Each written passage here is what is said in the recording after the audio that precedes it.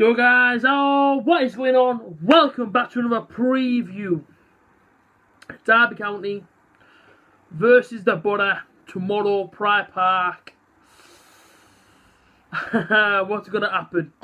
That's a big question for this one. What's going to happen in that game? We know Derby, you know what I mean? We've always seen once this season at Riverside Stadium. Talented squad, good team, fast play, good tempo, intense. We have to be on it. And it's simple as that. We have to be on it the full 90 minutes. If we can play the way that we know we can play, we can get something out of this game. But it's all about turning up. And it's about Boro turning up, more importantly. And giving us 3,000 Boro fans something to go home happy with.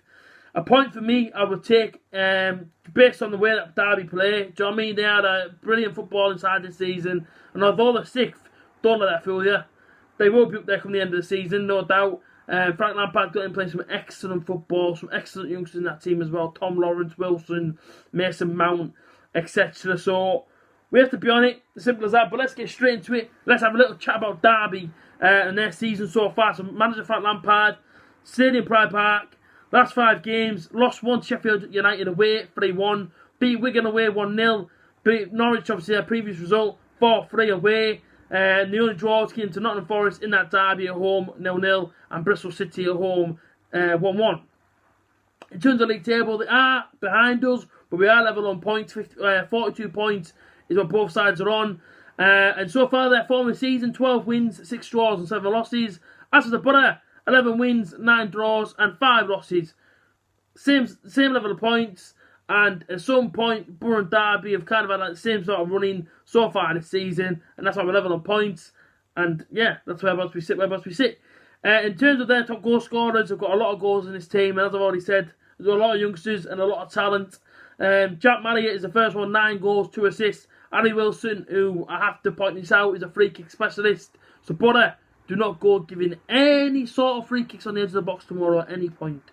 Because Harry Wilson is very, very good. Go on YouTube and look back at his free kicks this season if you don't believe me.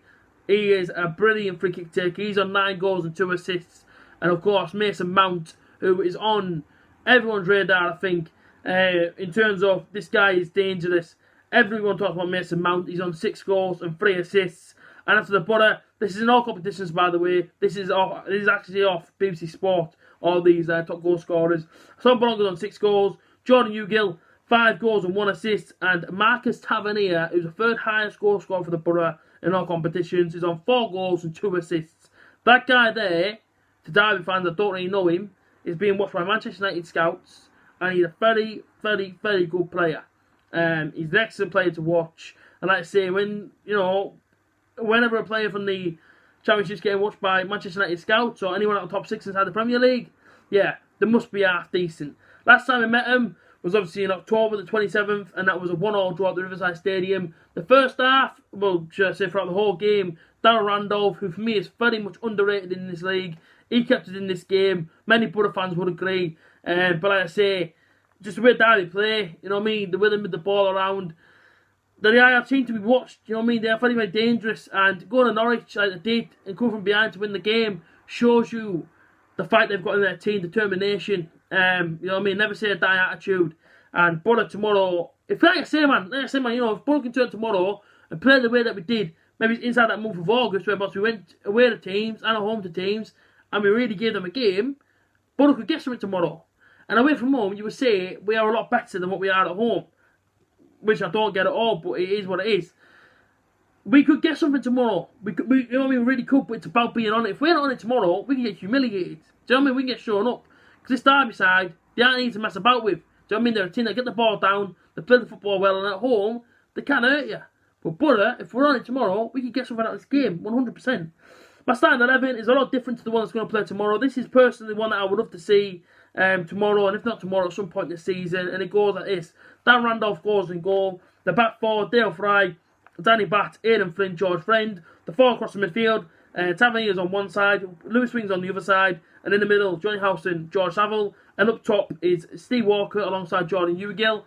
I just think it's funny attacking that line up there, and obviously young Steve Walker as well, give him a chance. He's got flair, he's got a bit of pace in him, and he knows whereabouts the back of the net is. Jordan Ugill alongside him as well. Listen, man, if Jordan Ugill can take down on his chest or flick him on to young Steve Walker running through, anything can happen.